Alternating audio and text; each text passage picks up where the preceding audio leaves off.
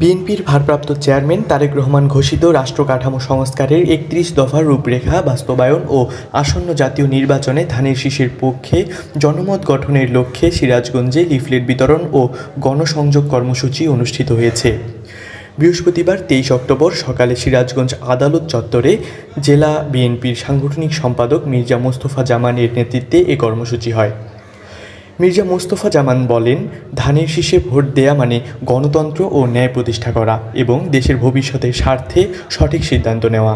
তিনি আরও বলেন, তারেক রহমানের ঘোষিত ৩১ দফার রূপরেখা জনগণের মুক্তি ও রাষ্ট্র সংস্কারের পথ নির্দেশনা। কর্মসূচিতে জেলা বিএনপির সহসভাপতি ডাক্তার এম এ লতিফ, উপদেষ্টা নিয়ামুল হাকিম সাজু, নির্বাহী সদস্য আসলাম উদ্দিন, ছাত্র বিষয়ক সম্পাদক খোরশেদ আলম মিন্টু, সহপ্রচার সম্পাদক জিন্না সর্দার সহ বিভিন্ন অঙ্গ ও সহযোগী সংগঠনের নেতৃবৃন্দ উপস্থিত ছিলেন। আদালত প্রাঙ্গণে আইনজীবী, কর্মী ও সাধারণ মানুষের উপস্থিতিতে কর্মসূচি উৎসবমুখর পরিবেশে সম্পন্ন হয়। দিনব্যাপী এ কার্যক্রমে দলের সাংগঠনিক শক্তি ও জনগণের প্রতি বিএনপির অঙ্গীকারের প্রতিফলন ঘটে।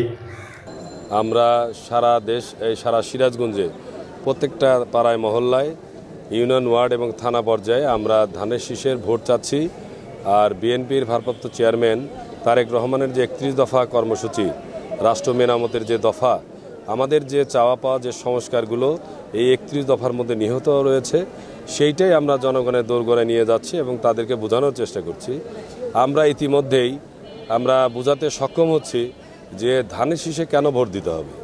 এই দেশের সাধারণ মানুষের যে চাওয়া পাওয়া, ছাত্র জনতার যে চাওয়া পাওয়া, যে ৭১ আমাদের যে ২৪ এবং আমরা ছাত্র জনতার যে চাওয়া, সেই চেতনার যে চাওয়া পাওয়া, সেইটি ৩১ দফার মধ্যে রয়েছে।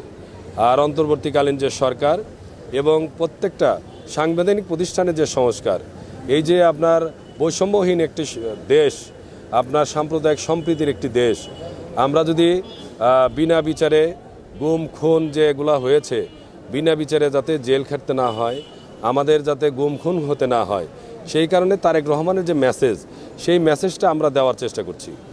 আমরা আজকে আইডল তারেক রহমান যে ভাষায় কথা বলছে, জনগণের ভাষা, এই জনগণের ভাষা যদি বুঝতে আমরা যদি ব্যর্থ হই, যদি সাধারণ মানুষ যদি বুঝতে ব্যর্থ হয়, তাহলে এ দেশের ভাগ্যের চাকা আর ঘুরবে না। এই দেশের গণতন্ত্রের চাকা, এ দেশের ভাগ্যের চাকা, নির্বাচন যদি হতে হয়, তারেক রহমানের কোনো বিকল্প নাই। আর এই দেশে আমাদের রাজনীতিবিদদের মধ্যে যে ঐক্য, সেই ঐক্যের কোনো বিকল্প নাই। ঐক্য থাকতে হবে, তারেক রহমানের এদেশে আসতে হবে। তার নেতৃত্বে যদি সুন্দর একটি সরকার গঠন হয়, সব দলের সমন্বয়ে আমরা আশা রাখছি এই দেশের জনগণের, ছাত্র জনতার যে চাওয়া পাওয়া, সেইটি পূরণ হবে, যেটি ১৭ বছর হয়নি। আমরা তাই বলতে চাই, আসুন, আর কোনো ভুল ভ্রান্তি নয়, ধর্মের নামে কোনো রাজনীতি নয়, ৭১ নিয়ে চেতনা নিয়ে আর কোনো রাজনীতি নয়, ২৪-এর যে গণ অভ্যুত্থান, সেইটি নিয়েও এক পক্ষের কোনো রাজনীতি করার সুযোগ নাই।